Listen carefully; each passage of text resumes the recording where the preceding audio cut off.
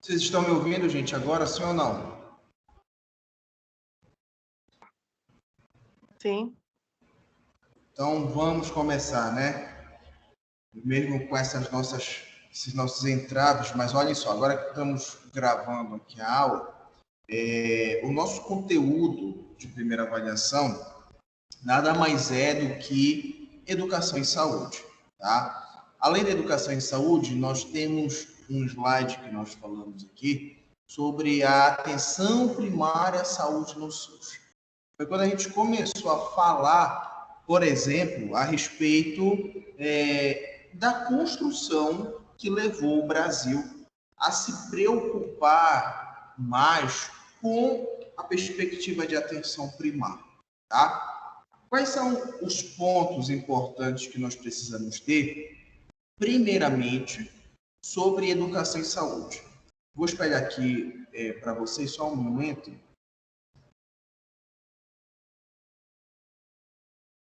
Rapidinho.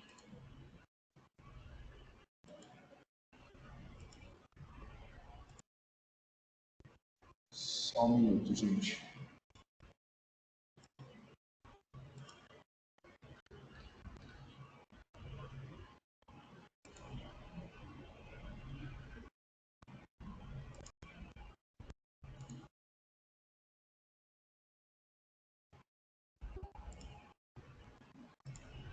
Vocês estão conseguindo ver os slides, sim ou não?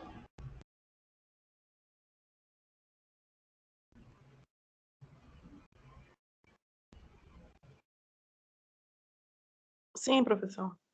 Perfeito. Então, olha só.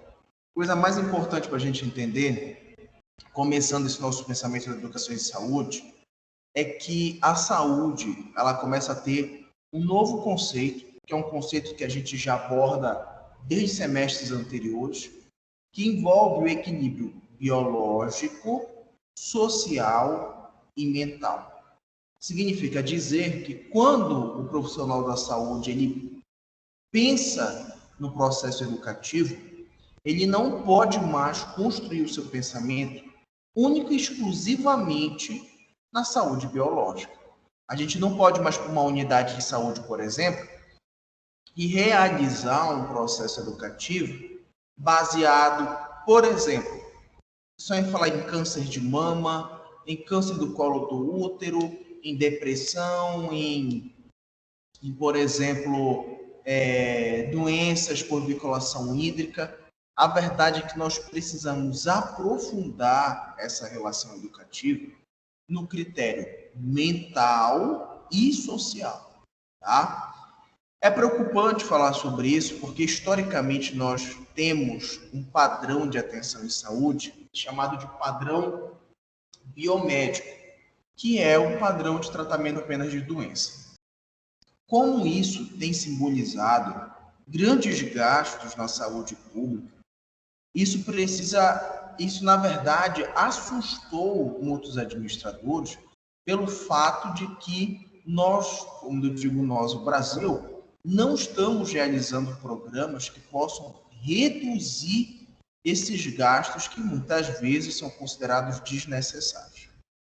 O processo de educação em saúde, ele é um método barato, eficaz e que está presente principalmente na atenção preventiva, ou seja, na atenção primária. A educação em saúde pode existir em vários setores da saúde, primário, secundário e terciário. Porém, é na atenção primária que ela tem a sua maior finalidade e que ela consegue retardar um processo de adoecimento, muitas vezes comum. Como assim? Por exemplo, hoje é mais fácil a gente orientar uma pessoa sobre a sua alimentação, evitando que ela tenha diabetes e hipertensão, do que tratar diabetes esse paciente internado, por exemplo. Os gastos são diferentes, o cuidado é diferente, as preocupações são diferentes. Quando a gente fala dessa palavra, educação em saúde, além do novo conceito de saúde, que é o conceito que todos nós queremos adotar, é importante a gente relembrar o conceito de educação, né?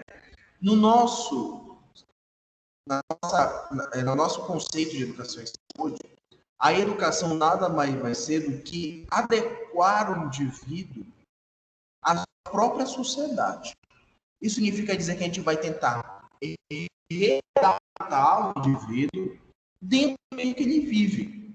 É claro que isso não é prático nem fácil de fazer, porque nós não podemos pensar que pelo fato da gente sermos profissionais da saúde, futuros profissionais, que o indivíduo ele sempre vai nos escutar e sempre vai, entre aspas, nos obedecer. Mudar o hábito das pessoas não é fácil. Mudar esta concepção que envolve o indivíduo a aderir, a adotar o novo comportamento, isso é muito complicado, gente. Não é prático. E aí, quando a gente fala dessa dificuldade nessa praticidade, é importante a gente entender que quando a gente pede para alguém, para um usuário do serviço público de saúde, um paciente, quando a gente pede para ele modificar o seu hábito, nós estamos também tendo uma quebra do que nós chamamos de cultura, né? A cultura é um elemento presente na educação e saúde que é muito importante. Claro, é um elemento essencialmente presente em todos os cenários de educação e saúde. Isso faz com que a gente precisa ter um cuidado muito maior na hora de simplesmente, uma coisa que é muito comum, pegar os nossos hábitos e tentar refletir na população. Nem sempre os nossos hábitos são os mais corretos. E nem sempre os nossos hábitos são aqueles que melhor vão se adaptar naquele cenário. Isso é preciso a gente ter atenção, tá? Vamos continuar passando o slide. Como eu falei para vocês, esse processo de educação e saúde, ele veio para desconstruir o nosso padrão médico, que era hegemônico aqui, por exemplo, né? Dominava todos os padrões de atenção. A educação em saúde não é realizada apenas por enfermeiros. A verdade é que a educação em saúde ela é realizada por outros profissionais da área, assim como é realizada por outros profissionais que nem da saúde são. Ou seja, não é uma exclusividade só do enfermeiro. A educação em saúde já evoluiu muito no Brasil. Porém, ainda precisa crescer infinitamente para a gente atingir níveis adequados, níveis ótimos de excelência desse processo. Tá? Infelizmente, hoje no Brasil, os investimentos feitos na educação e saúde ainda são muito baixos, né? Além de ser um processo barato, mas é necessário investimento. E, infelizmente, esse investimento ele ainda é muito pequeno, né? Então, só para vocês terem ideia, em um ano, no programa de saúde da mulher, se investe uma média de R$1 bilhão por ano nessas ações. A educação em saúde não vê nem, sei lá, não vê nem 10% desse valor para investimento em si. Então, a gente vê que dá uma fragilidade muito grande dentro desse processo de educação em saúde. Olha só, outra coisa importante para a prova de vocês é entender que o processo de educação em saúde ele ocorre de maneira fragmentada dentro da avaliação do profissional da saúde. Como é que funciona isso? A gente, quando chega numa unidade de saúde, nós não podemos chegar à unidade, olhar o nosso público e falar assim, por exemplo, olha, aqui tem muita mulher, vamos falar sobre o câncer de mama. A gente não sabe se aquilo é uma realidade de necessidade daquele público. Então, quando a gente fala em diagnóstico da educação em saúde, significa a gente investigar o nosso público, conversar com as pessoas e entender o que realmente pode ser uma necessidade. Olha, fulano, não, olha, sabe o que é? Aqui está todo mundo muito preocupado com essa situação da doença da urina preta, porque a gente gosta muito de comer peixe. Olha aí, é uma necessidade. Então, por que a gente não faz um processo de educação em saúde baseado nisso? Excelente! Porque eu vou dar um exemplo para vocês. Desde a época que eu era estudante, que a gente fazia educação em saúde, unidade, era sempre os mesmos temas. Câncer de pele, câncer de mama, câncer do útero, doença sexualmente transmissível, parasitose intestinal, cuidado com a água, cuidado com o alimento, hipertensão, diabetes. E a gente precisa modificar esse tradicionalismo envolvendo esta perspectiva. É preciso a gente abordar o que realmente é uma necessidade do indivíduo. E aí a gente chega, nesta fase que nós estamos vendo no slide agora, que são essas 4 palavras que vão definir se o processo educacional, se o processo de educação em saúde, ele vai ocorrer de uma maneira, como é que a gente pode dizer assim, benéfica, se ela foi realizada de uma forma 100% concreta ou não. Então, nós temos 4 abordagens sobre educação em saúde que, quando ocorrem juntas, elas podem ser consideradas um processo completo, tá? São elas abordagem educativa, preventiva, radical e de desenvolvimento. Quando a gente encontra um indivíduo na sociedade que passou por essas 4 abordagens e absorveu essas abordagens, nós entendemos que o processo de educação em saúde ele ocorreu de maneira benéfica, que ele ocorreu como era o esperado. Ótimo, aconteceu, excelente. Então, nós temos um indivíduo transformado na sociedade e que agora tem uma nova perspectiva sobre as suas ações. Vamos falar sobre cada uma. Abordagem educativa nada mais é do que você compreender aquela informação. Então, aquela informação chegou até você e você absorveu. Beleza.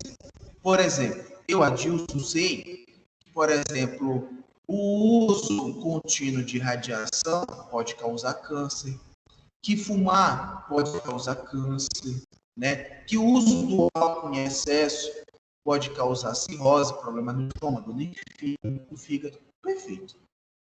A abordagem preventiva é quando você tem a informação e troca o seu hábito para um comportamento saudável.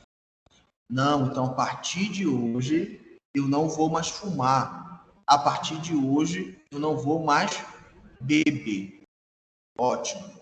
Só que tem um grande problema, gente. Nessa abordagem preventiva, muitas pessoas param aí. Tem gente que não dá nem continuidade a esse processo preventivo. Provavelmente vocês já ouviram falar de pessoas que falam assim, vou fazer dieta. Começa a fazer a dieta, um mês depois, não consigo. Ou seja, o comportamento que era saudável, ele foi perdendo forças. E aí as pessoas, acabam não retomando. Vamos imaginar que o indivíduo ele passou por esse processo preventivo e chegou à abordagem radical. O que é essa abordagem radical? É quando o indivíduo muda o seu hábito e ele vai passar o resto da vida com este novo hábito agregado. Ou seja, o processo educativo fez com que ele aprendesse, aderisse e dê continuidade a este processo de novo hábito, E, por último, nós temos a abordagem de desenvolvimento pessoal. Esta abordagem de desenvolvimento pessoal nada mais é quando você além deste novo hábito que você adotou, você vai passar essa informação para outras pessoas. Ou seja, você aprende, muda o seu hábito e depois ensina as pessoas a como realizar este novo hábito. Certo? Bom, voltando aqui à nossa página inicial aqui da plataforma, nós precisamos entender também dentro dessa perspectiva uma coisa importante. E agora nós já vamos falar sobre aquele outro slide que nós falamos, sobre a criação do nosso, como é que eu posso dizer, do nosso Sistema Único de Saúde, que inclusive ontem, né, completou 31 anos, a lei que deu a continuidade ao SUS, né? E aí, gente, nós precisamos entender o seguinte: a construção de saúde no Brasil, ela sempre foi uma luta social, né? Nunca foi dado a gente como, isso aqui é um presente para vocês, a saúde. Ao contrário, a gente precisou batalhar muito para que a gente pudesse alcançar os níveis de saúde que hoje nós temos. Só que ocorreu uma coisa curiosa aí. Quando a gente começou a falar deste crescimento político que envolveu a saúde, a gente precisa entender também que esta construção ela foi direcionada também à visão de tratamento de doença. Tanto que na origem do SUS, né, basicamente o que mais se falava era a respeito, perdão, da construção de hospitais.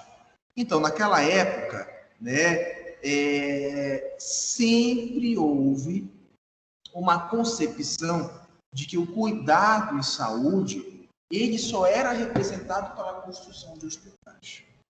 Isso fez com que a população deixasse de lado a concepção de importância das unidades básicas de saúde, né? E achava que tratamento de doença só se podia falar em saúde nos hospitais. Isso criou, na verdade, uma fragilidade das atividades de proteção, atividades primárias em saúde. Graças a Deus, com o passar dos anos, se foi abordando, se foi entendendo, né, que essa perspectiva deveria ser diferente. Ou seja, era necessário se ter um novo olhar para que a gente pudesse incentivar a atenção primária. Tá bom? Gente, uma outra coisa importante para a gente entender, principalmente para essa questão da prova de vocês, é que o seguinte: hoje, se a gente fosse perguntar assim, professor, a educação em saúde é um processo considerado importante? Na verdade, é muito importante, né? Em regiões pobres ou marcadas pela miséria e pela pobreza, como muitas áreas do estado do Pará, a educação em saúde hoje, não esqueça essa palavra, é um elemento transformador de saúde. Tá? Então, não esqueçam que, principalmente em áreas mais pobres, a educação em saúde ela é um grande diferencial. Mas é importante relatar que não é apenas para áreas pobres que a educação em saúde tem efeito. Pessoas de nível socioeconômico alto, médio, baixo, cidades como grandes capitais, cidades interioranas, todas podem colher grandes frutos do processo de educação em saúde. Tá bom? Gente, alguém tem alguma pergunta a fazer? Jéssica, Marlúcia, João, mais alguém? Sim ou não? No momento, não, professor. Então, olhem só. A prova de vocês está uma prova muito direta. Vocês sabem que eu não tenho o hábito de fazer pegadinha, nem botar coisas que a gente não fala em sala de aula. Vocês vão ter 7 questões, cada uma valendo um ponto. Os outros 3 pontos são das nossas atividades. Da primeira atividade, se eu não me engano, não estou lembrado de cabeça, Parece que só uma pessoa até agora não me entregou, mas eu vou ver o nome e vou tentar entrar em contato com a representante para ver. E ainda estou esperando algumas pessoas, poucas pessoas faltam entregar uma outra atividade. Eu acredito que até a prova, que já é semana que vem, essas pessoas entreguem e a gente possa ter já a possibilidade de concluir essa nota de todos vocês das atividades. Tá? A prova de vocês é uma prova limpa. Quem assistiu às aulas, às gravações, ou esteve em sala de aula e prestou atenção também, provavelmente vai fazer uma excelente prova. Não tem segredo nenhum. Tá? Gente, em relação à prova de vocês, é isso. Com o que eu falei hoje para vocês, vocês também já respondem toda a prova de vocês, tá?